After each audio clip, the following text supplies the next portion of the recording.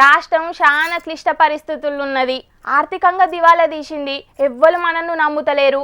మార్కెట్లా మనకు అప్పు కూడా పుడతలేదని సీఎం రేవంత్ అన్న తాపకు మాట్లాడుతూనే ఉన్నాడు కదా. ఇక ఆ మాటల మీద ఇవాళ మాజీ మంత్రి హరీష్ అన్న గిట్ల సెటేరేసిండు. మరి హరీష్ అన్న ఇంకేం మాట్లాడిండు, ఏం కథ పురాగరుచుకొని రాపోండ్రి. ఇవాళ పరిస్థితి ఏంటంటే ఆఖరికి పాకిస్తాన్ను నమ్మి అప్పిస్తున్నారు తప్ప రేవంత్ రెడ్డిని నమ్మి ఎవడు అప్పిస్తలేడు.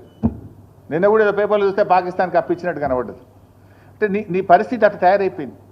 ఏంది అసలు నీకు పాలన చేతగాక, నీ ప్రజెంటేషన్ సరిగా లేక, నువ్వు ప్రతిపక్షం మీద బురద జల్లబోయి నువ్వు తీసుకున్న గోతులే నువ్వే పడ్డావు. దునియా మొత్తం మీద అసలుకు పతారానే లేని పాకిస్తాన్ దేశానికి సుతం అప్పు ఊడుతున్నది గాని రేవంత్ రెడ్డిని నమ్మి ఎవ్వరు అప్పిత్తలేరంటే వీళ్ళ చేతగాంతనమేనని గరమైండు హరీష్ అన్న.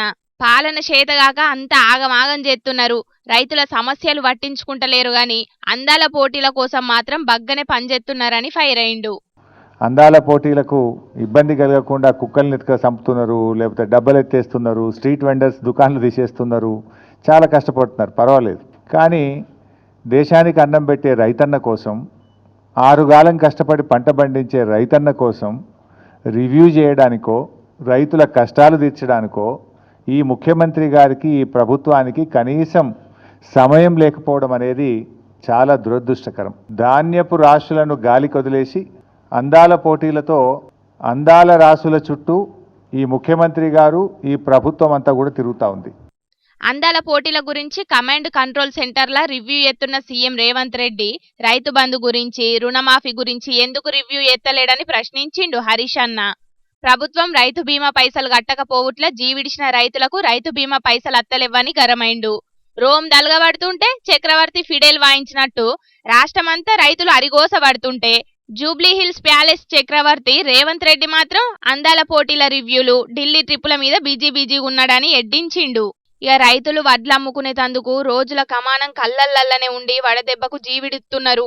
ఇవన్నీ ప్రభుత్వం నిర్లక్ష్యం చేయంగానే జరిగిన మరణాలే కాబట్టి వాళ్ళందరికీ ప్రభుత్వమే 25 లక్షల రూపాయలు ఎక్స్ గ్రేషియా ఇయ్యాలని డిమాండ్ చేసిండు. ఇక పార్టీ బాధ్యతలు కేటీఆర్ కు అప్పచెప్తే హరీష్ రావు ఏం చేయబోతున్నాడని కొంతమంది విలేకరులు అడిగితే ఏమన్నాడో ఈనుండ్రి. కేటీఆర్ గారికి నాయకత్వం అప్పచెప్తే స్వాగతిస్తాను, డెఫినెట్గా ఐ కోఆపరేట్. ఒక కార్యకర్తగా హరీష్ రావు పార్టీ నిర్ణయాన్ని, కేసీఆర్ నిర్ణయాన్ని ఎప్పుడైనా శిరసా వహిస్తాడు తప్ప గీత దాటే వ్యక్తి కాదు. ఇది నా 25 ఏళ్ల రాజకీయ ప్రస్థానం చూపిస్తుంది. 25 ఏళ్ళ నుంచి నేను బీఆర్ఎస్ పార్టీలో ఉన్నాను. పార్టీ జెండా పుట్టుక నుంచి ఈ రోజు వరకు కేసీఆర్ గారి అడుగుజాడల్లో వారి సూచనలకు అనుగుణంగా పనిచేసేటువంటి ఒక కార్యకర్తగా హరీష్ రావు పనిచేసిండు, రేపు కూడా చేస్తాడు. హరీష్ రావు పార్టీ మారుతాడట, వేరే కొత్త పార్టీ పెడతాడట, పాత టీఆర్ఎస్ పార్టీనే మళ్ళా షాల్ చేస్తాడట అని గిట్లా శానా పుకర్లే షికారి ఎత్తుంటే గవన్నింటినీ ఎప్పటికప్పుడు హరీష్ అన్న కొట్టి పారేసుకుంటూనే అత్తున్నాడు. మా పార్టీల పంచాదులేం లేవు, అసలుకు పార్టీ మారే అవసరమే నాకు లేదు, ఎప్పుడైనా పార్టీ కార్యకర్త లెక్కనే పనిచేస్తానని అంటున్నాడు. చూడాలే మరి భవిష్యత్తులో తెలంగాణ రాజకీయాలు ఎట్లా మారబోతున్నాయో ఏం కథనో.